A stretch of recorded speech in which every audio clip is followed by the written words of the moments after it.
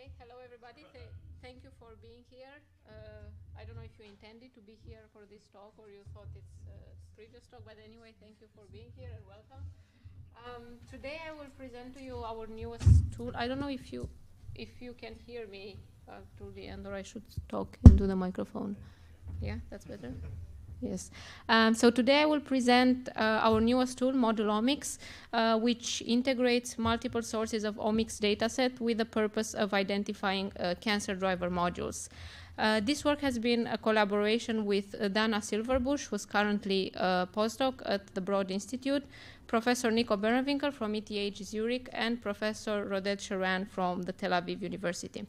So cancer is a very serious disease and one of the leading causes of death worldwide. And we all know people who have been or are sick with cancer. And just to put this information into numbers, the lifetime risk of getting cancer is no less than 1 in 3. So with such an incredibly high occurrence, understanding the underlying mechanisms of cancer and an effort for developing more efficient therapies are clear top priorities in terms of public health. And this is also one of the reasons why we chose to look at cancer as an application for our tool. So cancer is an evolutionary process that happens across large periods of time. It starts with a single alteration. Here is depicted in orange, in an otherwise normal cell. Here is depicted in green. And as time progresses, you can see that the collection of cells that has been formed grows from a small polyp to adenoma, then becomes malignant, is carcinoma, and then finally it evades the site of the primary tumor and metastasizes. And here on the slide, you can see different colors, and the diversity of the colors increases as time progresses. And these different colors represent different types of genetic alterations. So tumors are characterized by a very large, we call it heterogeneity.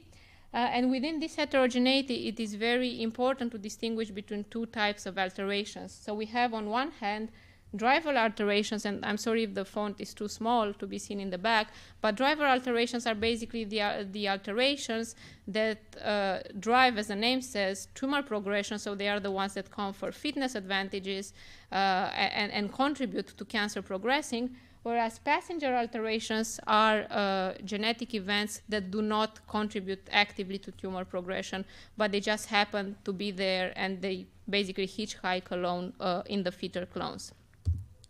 Now, all tumors are characterized by what we call the hallmarks of cancer, and this is a very classical concept. And some of these hallmarks include, for example, sustained proliferation, or resisting apoptosis, or inducing angiogenesis. Now, assume we have a group of 4 genes that share a common functionality. So a group of any genes, basically. In this example, it's 4 that share a common functionality. This is what we call a driver module or a driver pathway. And if these genes share a common functionality and one of them is perturbed, either at the gene level or at the protein level, then the signaling pathways that these genes represent is perturbed. And this directly leads to a malignant phenotype. And this is the main reason why we are interested in identifying what we call the driver modules. Let's look at 2 examples. So here, this is an interaction network in glioblastoma, and as you can see here, this interaction network among proteins is pretty complicated. However, it has been found that 4 of these genes, namely PDGFRA, AKT, PI3K, and RAS, they work together. And basically what they do is that they increase the proliferation of the tumor. So any alteration in these 4 genes, either copy number alterations of PDGFRA or AKT, or point mutations of PI3K or RAS, are perturbing the PI3K RAS pathway, which is altered in 87% of the GBM patients. The second example we can look at is in breast cancer, and it's a rather famous breast cancer application, namely the module BRCA1, BRCA2, and PARP. So how it works is that in a normal healthy cell, the DNA damage repair mechanism works in 2 ways, either by the homologous recombination pathway, for which BRCA1 and BRCA2 are responsible, or by the base excision repair mechanism for which PARP is responsible. Now, in a normal cell, all is good and the DNA damage repair mechanism works well. However, in a cancer cell that has a mutation either BRCA1 or BRCA2, the homologous recombination pathway is disrupted, which leads to genome instability.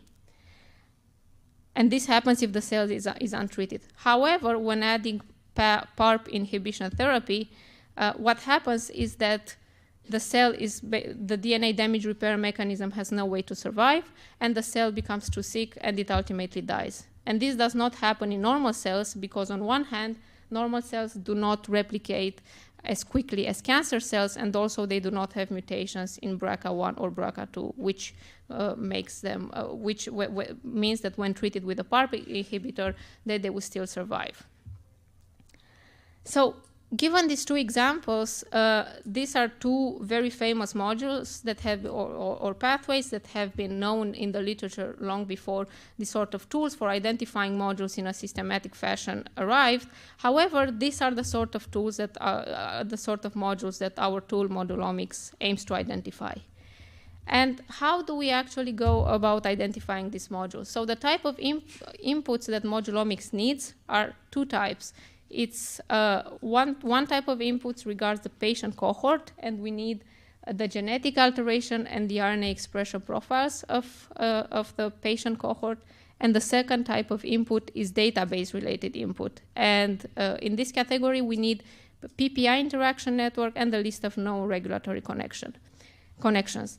And the output of our tool are groups of driver genes or modules, and the groups can be of any size. It's just that the user needs to specify the size, and basically all the groups of the certain size are outputted in a certain in the order of in a decreasing order of the score, and I will describe the score in a minute.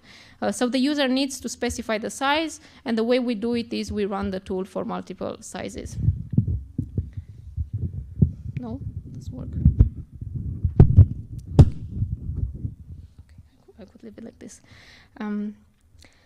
Okay, so now I will describe what the ModulOmics score actually is. So the ModulOmics score consists of 4 data sources and is based on integrates 4 statistical tests. The first test I will introduce, and there is no particular order that one needs to introduce this test. But I think that one test that has a particular importance is the mutual exclusivity test. This is based on DNA alterations, and the reason why we chose mutual exclusivity is that previous research has consistently found that cancer driver pathways tend to show a mutual exclusivity pattern, meaning that the set of genes tend to not co-occur in the cohort of patients we are looking at.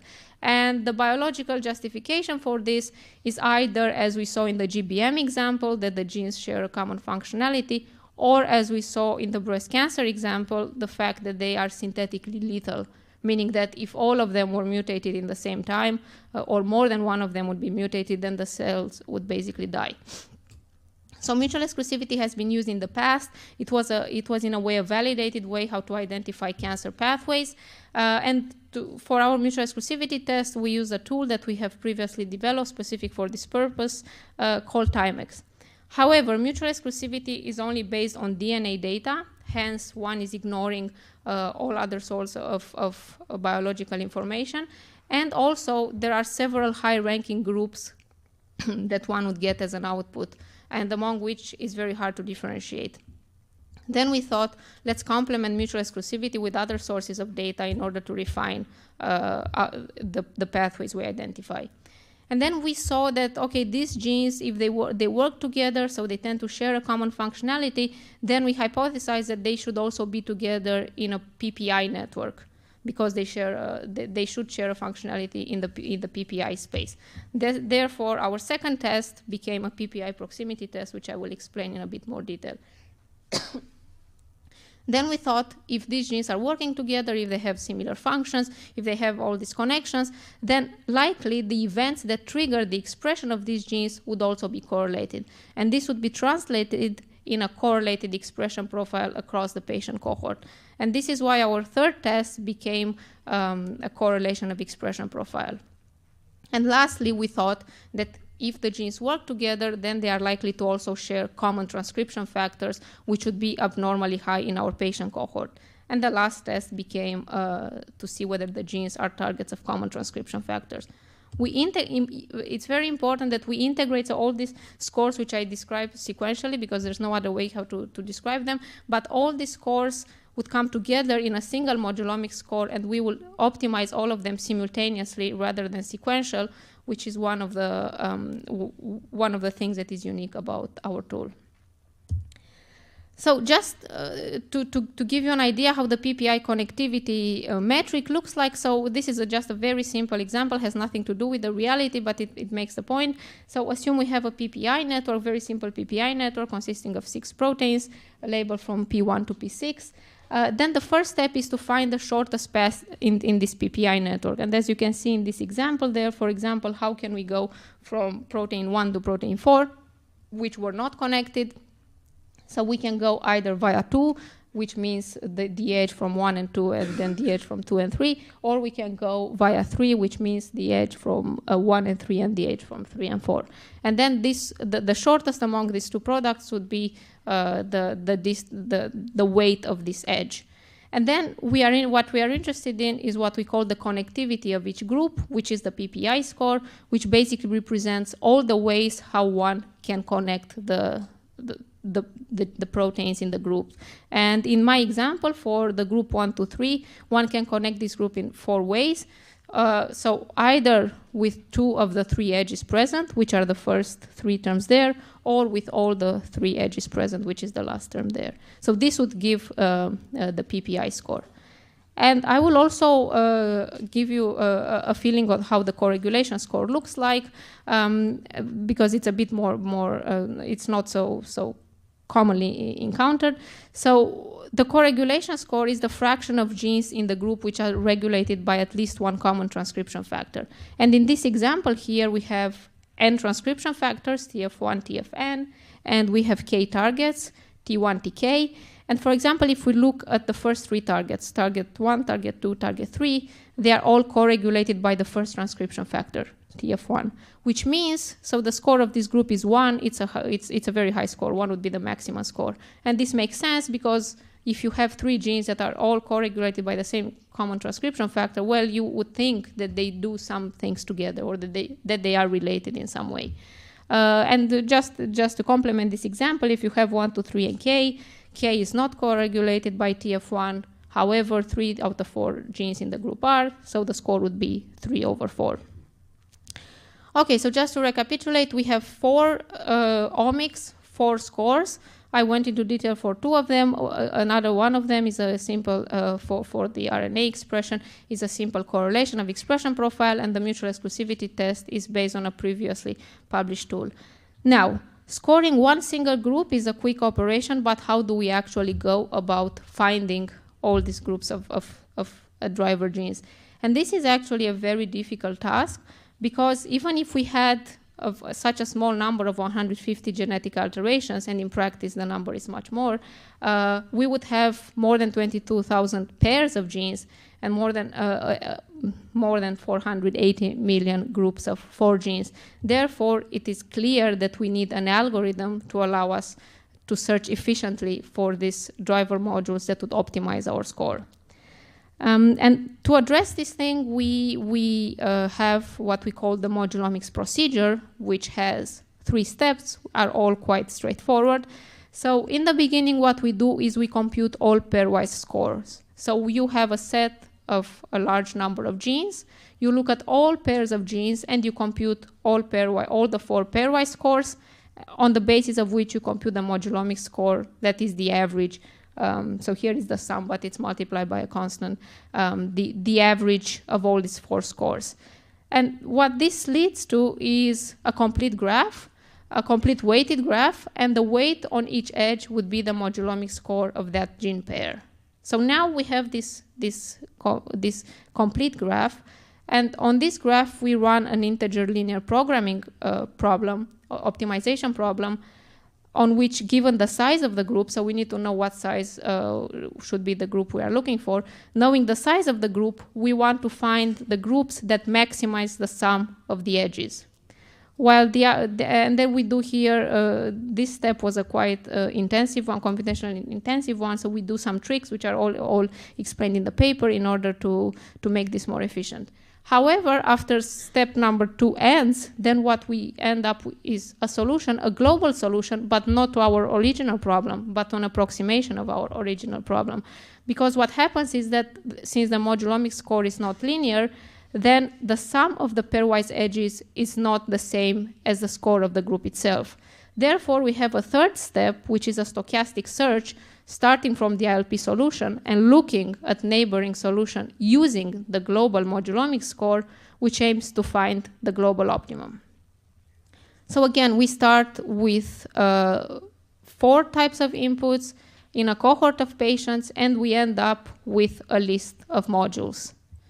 And now we want to see, are these modules really reaching cancer driver genes? Are these modules really functionally connected? Is this what we expected?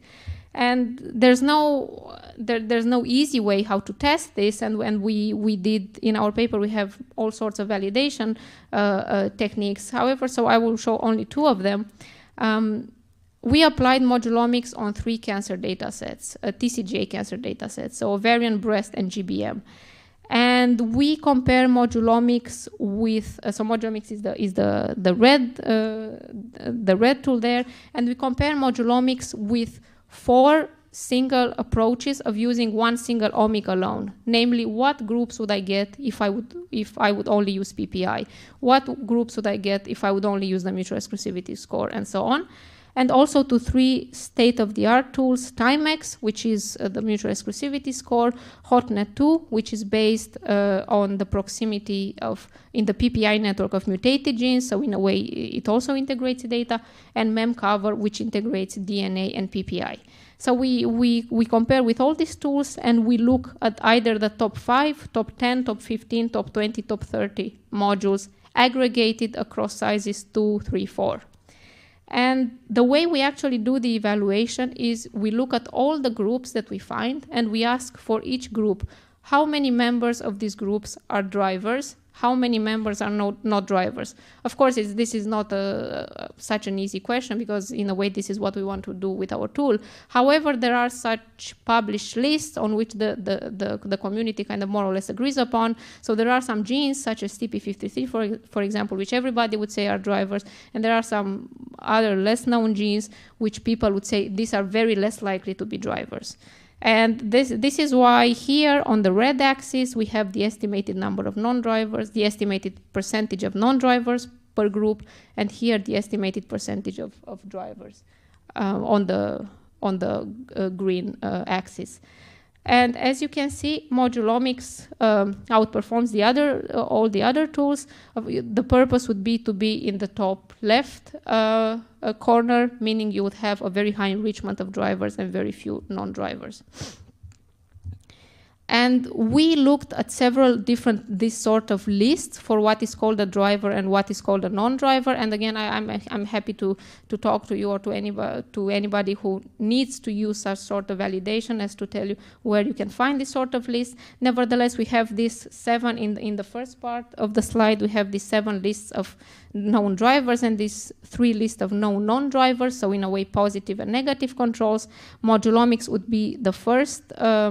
The first column here on all the 3 cancer types, and we can see how it outperforms the other tools.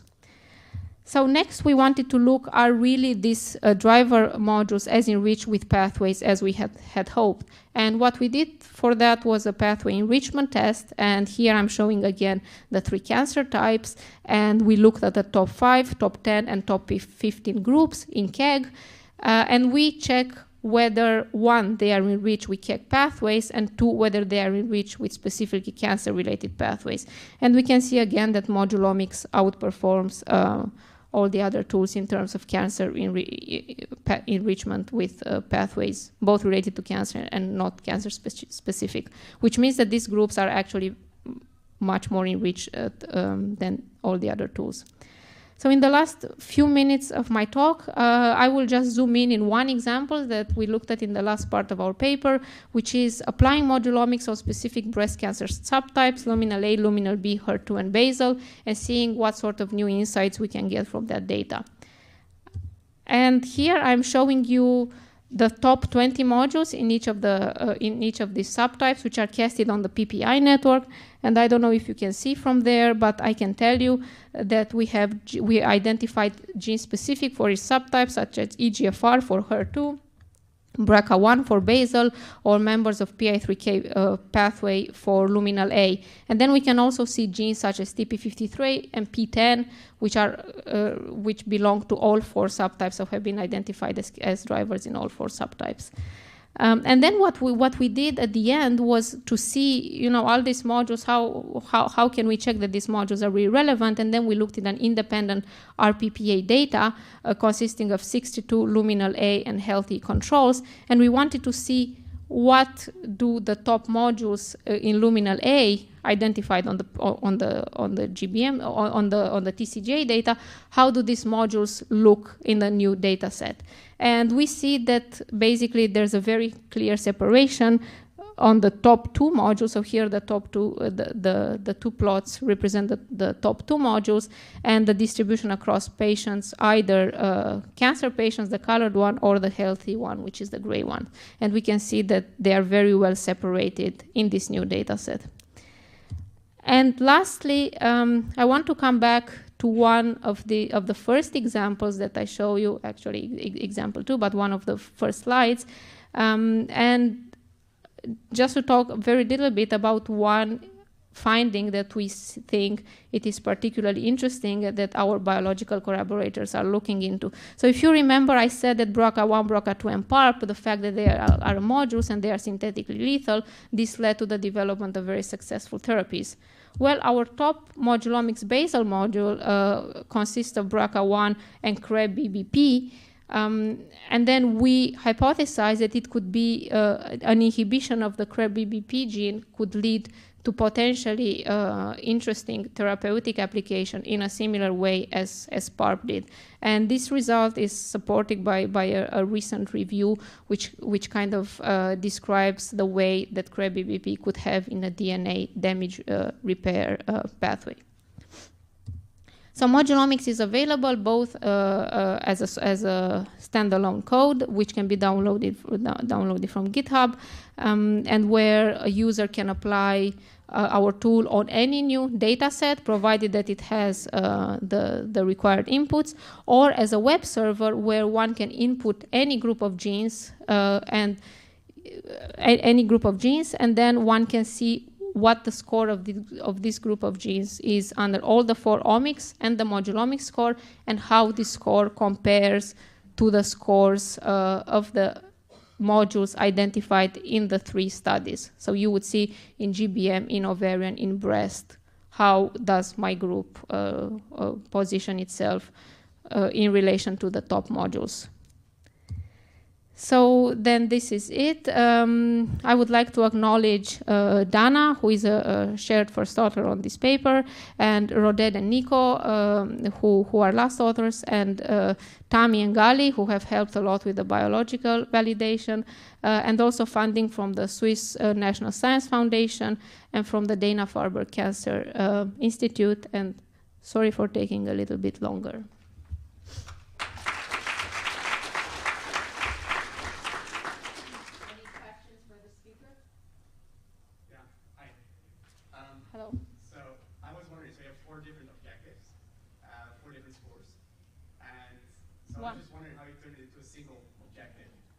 We have one score that aggregates all the 4 scores. So when we optimize, we have one single score. Yeah, but it sounds to me like the problem is just multi-objective. You just have different criteria that you could optimize for. And so the way I could think about it is you could look for Pareto optimal solutions that cannot be, so you cannot find like a better solution in one of the 2 objectives, right, or one of the 4 objectives. So right, that is a lot on how you like rate. Yeah. So yeah, I mean, so our score, averages out all the 4 scores. Average, okay. So then if you, if you find the best the best ModulOmics score, it doesn't mean it's the best in all the 4 subspaces. And then in this comparison that we do here, you can basically, okay, maybe the points are too small to be seen, but we run all the single omics, namely all the 4 planes, and then you have all the optimas there as well. And yeah, sure. Very nice presentation. I just Thank have you. a question regarding to the validation and Yes. how to evaluate the identification of these driver modules. Yes. So have you looked at the positions of these driver modules within the regulatory networks of cancer? For example, if they are like a central hubs within these big networks, so it will give you an indication, for example, how good you are in identifying these driver modules. Right. Yes, that's a very good suggestion. I mean, it's of course of a chicken and egg problem, because you want to identify cancer driver genes, but you have to validate them somehow. So then you validate with cancer driver genes that have been previously identified. But if you want to identify new driver genes, then you should not expect to have them validated. So, but you have to validate them somehow, because then nobody would believe you if you come up with a list of new genes. You would not be convincing that these genes are really important. So it all goes like this, and I think the optimum point is you find many of your genes would have some roles in cancer, and then the other ones not known roles, and then people, because you show, they would believe you that it's guilty by association, because then you had some genes important and some not, then maybe all of them are important. And so the problem with doing something like this is that I think it's very hard to find, to kind of give a score on how important these genes are in cancer. Like we could say TP53, for example, let's say it's of top importance, and what P10, it's also of top importance, but other genes, are they less important, TP53 more important? It was hard to kind of assign a score to each gene on how important it is or not in cancer. So then what we said was that, okay, we look at these genes and these objective resources, and if a gene there, it's named driver, then we basically say, okay, it is a driver. So we opted for a yes/no binary evaluation, rather than doing something like this, which would have been more refined, but we went into the problem that we didn't know kind of how to give this more refined score. But that would be clearly would give a much better understanding of these results. If one could, instead of saying, oh, this group, because what we do now is we say, oh, this group it's a group of 3 genes, and then we look in the list, how many of these 3 genes are drivers? Yeah, 2. Okay, so the driver score is 2/3. Then this would be on the y-axis would be 0.66, because you'd have to. Then it would be much nicer, instead of saying driver yes, no, to say, oh, what genes are here? It's TP53, high score, right, has 500. What other gene is here?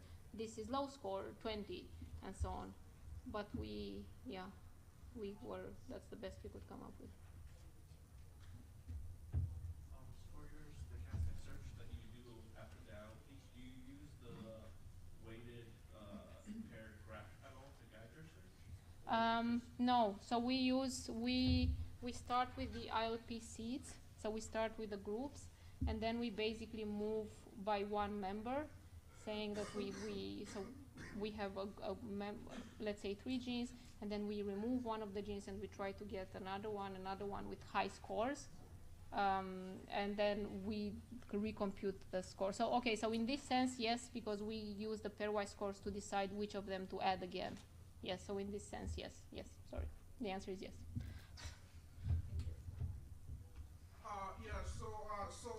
So based on your model, the driver modules, you identify them based on gene expression, right?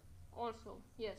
Yeah. Among so others. Probably you should consider also introducing the mutation data there, so that they are not only driver modules based on the pairwise correlations or pairwise relationships, but actually based on the actual molecular alterations that are actually happening in those genes. Yes. So that might be probably more useful. Yeah, so sorry, I think I did not explain very well. So we use DNA for mutual exclusivity. So we look at DNA point mutations and copy number alterations to find mutual exclusivity among on the DNA level. So we use the DNA data there, and this we integrate with the gene expression. Yes.